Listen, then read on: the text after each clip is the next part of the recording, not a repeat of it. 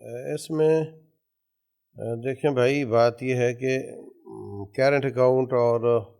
Saving میں یہ فرق کیا جاتا ہے، اور جو بھی پیسہ آ رہا ہوتا ہے وہ سود کو پروجیکٹ کر کے ہی آ رہا ہوتا ہے۔ ٹھیک۔ تو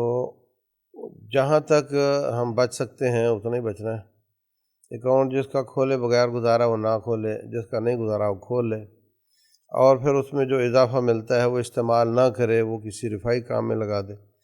کیونکہ آپ کی پاکٹ اس کے پاس ہے، بینک کے پاس آپ کا اکاؤنٹ ہے، اس میں اس نے پیسے ڈال دیے ہیں، آپ نے لے تو لیے ہیں وہ،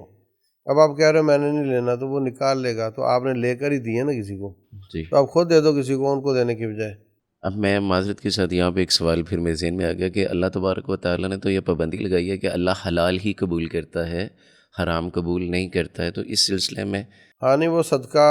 نہ وہ صدقہ ہے نہ وہ قبول ہے، ٹھیک ہے، لیکن کسی کا بھلا ہو جائے گا۔ میں اس میں دیکھتا ہوں کہ بعض لوگ جیلوں میں مظلوم جل سڑ رہے ہوتے ہیں ٹھیک ہے، تھوڑے تھوڑے پیسوں کی وجہ سے۔ صحیح، ایک نیک آدمی ہے، اسلام کی وجہ سے جیل میں گیا ہے،